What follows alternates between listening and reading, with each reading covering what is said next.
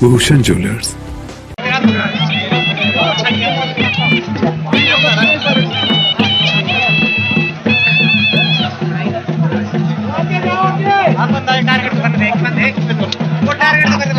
भारत परंपराओं का देश है। यहाँ कई परंपराओं का जिक्र सुनकर आस्था में सिर झुक जाता है, तो कुछ परंपराएं इतनी अनोखी होती हैं जिनके बारे में सुनकर कोई भी दंग रह जाए। हिमाचल प्रदेश के शिमला जिला में एक ऐसी ही परंपरा निभाई जाती है जिसे सुनकर आप भी हैरान रह जाएंगे। दरअसल यहाँ दिवाली के एक दिन बाद पत्थरबाजी की परंपरा है। दो टोलियों में लोग एक दूसरे पर पत्थर बरसाते हैं और किसी के घायल होने पर ही ये पत्थरबाजी रुकती है। दिवाली के अगले दिन सोमवार को ये परंपरा एक बार फिर निभाई गई। इस परंपरा की पूरी कहानी आपको बताते हैं। हिमाचल की राजधानी शिमला से करीब 30 किलोमीटर दूर धामी क्षेत्र के हलोग इलाके में लोग एक दूसरे पर पत्थर बरसाते हैं। हर साल दिवाली के अगले दिन ये परंपरा निभाई जाती है। इसे पत्थर का मेला कहा जाता है। सोमवार 13 नवंबर को भी दो गांवों के लोगों ने पत्थरबाजी की और इस परंपरा को निभाया। इस दौरान उस इलाके में मानो पत्थर की बारिश हो रही हो। लोग एक दूसरे की तरफ आसमान में पत्थर बरसा रहे थे। इस पत्थरबाजी में किसी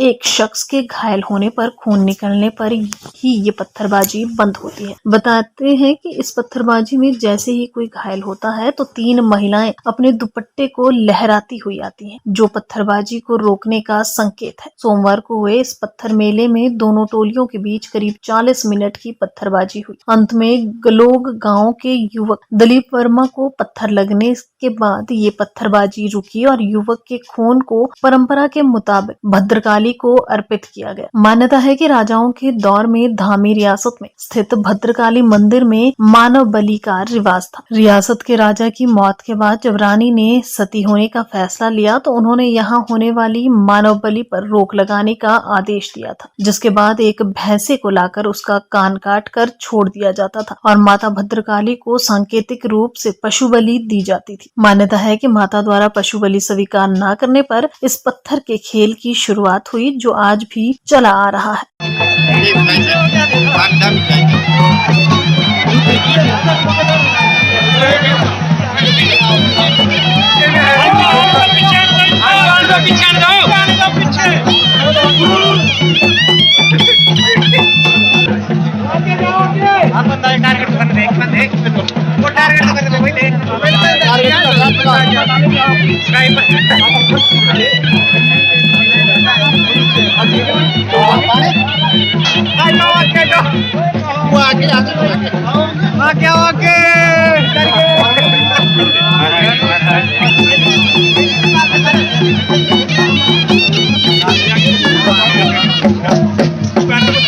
ब्यूरो रिपोर्ट ENTV।